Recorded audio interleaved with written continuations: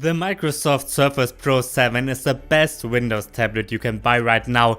Thanks to the 10th generation Intel processors, the performance is excellent.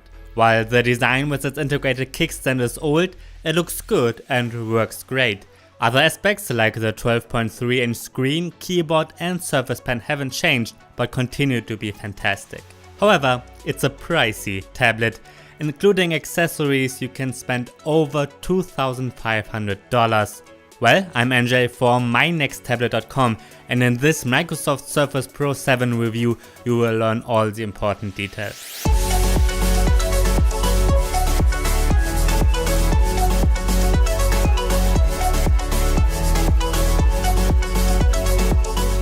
Let's start this review with the hardware and performance because that's the only major change compared to the Surface Pro 6. Microsoft is using Intel's 10th generation processors now. You can choose between an Intel Core i3, Core i5 and Core i7. While the Core i3 is a dual-core chip, the other two have 4 cores. You can select versions with 4GB, 8GB and 16GB of RAM. The SSD can be between 128GB and 1TB in size. There's no LTE version right now. Depending on the one you're getting, you will have to pay between $749 and $2,299. Yes, that's without the pen and keyboard. My Surface Pro 7 is the one with an Intel Core i5 and 8GB of RAM. You can see in my benchmark comparison that the 10th generation Intel Core processors are quite a bit faster than the Surface Pro 6. Last year I reviewed the Core i5 version too. It's also important to know that the graphics performance of the Intel Iris Plus graphics chip is much better than last year. However, you get those Iris Plus graphics with the Core i5 and i7 versions only. The Core i3 one has an Intel UHD GPU. The performance is fantastic in real life. Especially office work with Word, Excel and lots of multitasking runs super smooth. That's what I can say about Chrome as well. I often use many tabs, including at least one with YouTube at the same time, and the performance is good.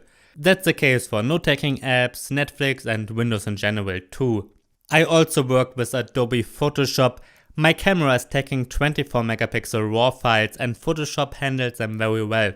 I don't think you will run into problems with Photoshop as long as you do normal photography work. However, I'm sure that huge documents with tons of layers can be too demanding, and I don't think that you will have much fun with 4GB of RAM.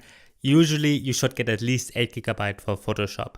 Video editing apps like Adobe Premiere Pro, Premiere Rush run too.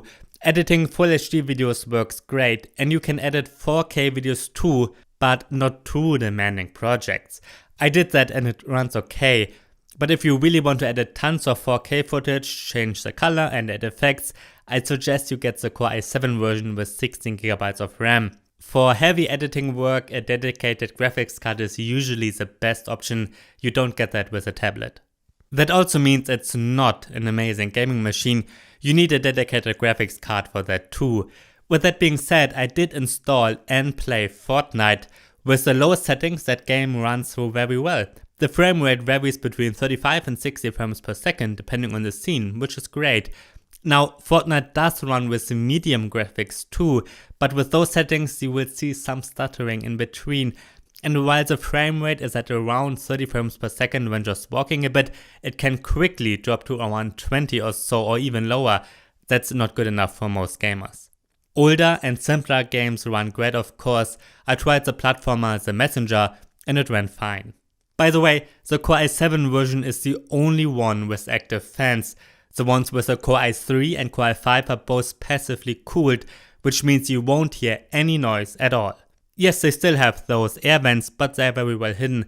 I like that a lot. However, the body does get warm, especially when using demanding apps. I noticed that when working in Photoshop with the pen and holding the tablet, it does not get super hot, but it does get quite warm. You will notice that. Let's get to its design. The Surface Pro 7 has the exact same design as the Surface Pro 6 and like its predecessor. Basically, not much has changed since the Surface Pro 3. Sure, for the end of 2019 the screen bezels could be thinner, but still I like the design overall. It just works and has proven to be very useful. The magnesium body continues to feel very high-end. It's 8.5mm thin and weighs 775 grams without the keyboard. On its back, there's an integrated kickstand that's made of magnesium too. You can open and close it very wide and very smoothly at every angle. Now let's get to a new feature that no Surface Pro had until now. Instead of the mini DisplayPort, the Pro 7 features the USB-C connector. Thunderbolt 3 is not supported, but you can connect USB-C hubs and external monitors anyways. There's a standard USB 3.0 Type-A port underneath the C one. Even though you can use that USB-C port to charge the tablet, Microsoft continues to use the magnetic Surface connector from the previous versions. That also means there's no USB-C charger included. Instead, we get a Surface Connect one with 64 watts. During my review, I only used the USB-C charger. However, the Surface connector can be useful because it's magnetic, and it also means you will be able to use old accessories like the Surface Dock. On its left side, there's a headphone jack, and the power button and volume rockers are located on the top. As usual, there's a micro SD card slot hidden underneath the kickstand. The camera on the back has a resolution of 8 megapixels. Photos and videos look fine. I used it to scan a couple of documents and that works great. For Skype, the 5 megapixel front facing camera is great too. While you can record full HD videos with both, 4K is not supported. Overall, the cameras are very good for a Windows device. The webcam is much better than the ones from many notebooks. However, tablets like the iPad Pro and Samsung Galaxy Tab S6 offer better cameras. Next to the webcam sits an infrared camera. Thanks to that one, you can unlock the Surface Pro using the facial recognition of Windows Hello. That works surprisingly well. I didn't have any issues with it at all. The stereo speakers are pretty good for a tablet too. I watched lots of YouTube and a little bit Netflix, and the sound quality is fine for that. Bigger, high-end notebooks usually have better speakers though. A couple of words about the Microsoft type cover.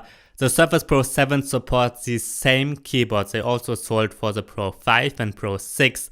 So if you owned one of its predecessors, you don't have to get a new one. The type cover continues to be fantastic. I still think it's the best official keyboard cover for a tablet.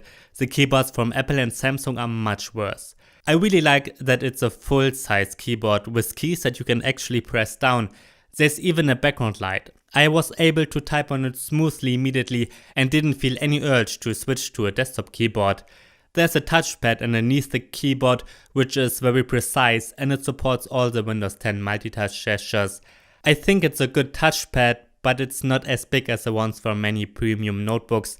While that is totally fine when you're traveling or so, I'm connecting a real mouse when using it at my desk. Microsoft's type cover is connected magnetically to the tablet. When closed, the display is protected, but the body is not. It has a magnetic bar at the top, which means you can use it at an angle. Because of that, it feels like writing with a laptop. Overall, the keyboard is very premium feeling, but it is made of plastic of course. The cover material is some kind of fabric-like.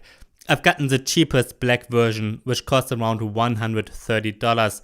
For around $160, you can get the signature type cover in several colors and with an Alcantara fabric. You can get one with an integrated fingerprint scanner too. The display is the same one we got with the Pro 6. It continues to be a 12.3-inch pixel sense display with a resolution of 2736 by 1824 pixels. Text and photos look very sharp. Viewing angles are wide, color reproduction is good, and it's bright for a Windows tablet. However, it's not as bright as the iPad Pro. I like that its aspect ratio is 3:2. That means you've got more room in the vertical and you won't have to scroll that much when using the browser or when working with Microsoft Word. But yes, that also means you will see black bezels on the top and bottom when watching movies.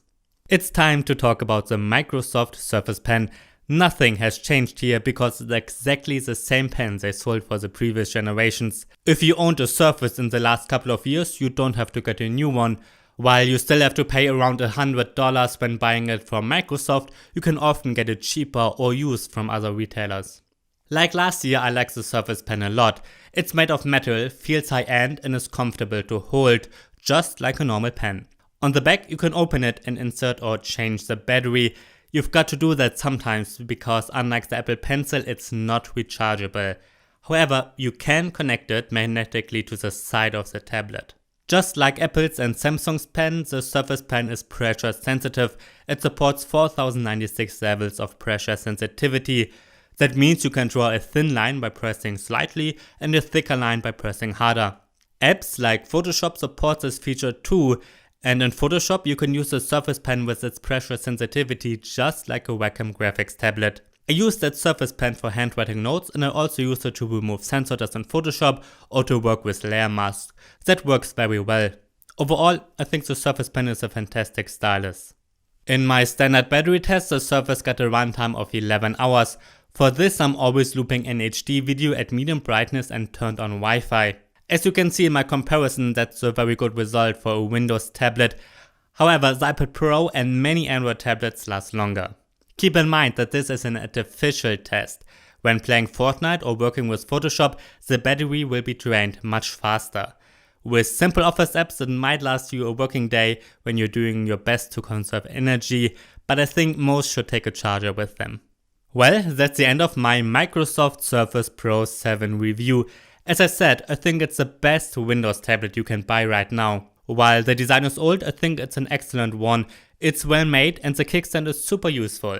I also like that we're getting a USB-C port, finally. Sure, the screen bezels could be thinner, but that's not a big deal. The display, Surface Pen and type cover are as good as last year, and the performance of those new Intel processors is noticeably better. Not better enough to justify an upgrade if you own a Surface Pro 6, but you will notice it a lot when upgrading from a Surface Pro 5. I can recommend the Surface Pro 7 if you're looking for the best Windows tablet and don't care much about the costs. It's a great laptop replacement. I did replace my notebook with it for this review and it works just like any other Windows computer. At the same time, it's also great to watch Netflix with and to use it as a pure tablet. However, if you're just looking for a tablet to watch Netflix and play games with, I think an Android or iPadOS device is better suited for you. Now let's check out some alternatives. A cheaper alternative is the Microsoft Surface Pro 6, of course. While it's a bit slower, the basic design and accessories are the same. If you want to save a bit of money and you can find a good deal, I think you will be very happy with the Pro 6 too. For some, the iPad Pro might be a fantastic alternative though. The tablet from Apple is much thinner, has a brighter screen, and the performance is good enough for apps like Photoshop and video editing. Thanks to its keyboard, Apple Pencil and iPadOS, it's a good working machine, and it certainly is a better gaming tablet. I think Surface Pro 7 is the best tablet if you're looking for a tablet and a notebook replacement. But if you don't need to replace a laptop, and if you don't need Windows, the iPad Pro is the better pure tablet. Alright, that's my Microsoft Surface Pro 7 review. If you have any questions, please feel free to write me in the comments and check out mynexttablet.com. I'm reviewing pretty much every tablet that is released almost worldwide. I'm NJ, thanks for watching and see you next time.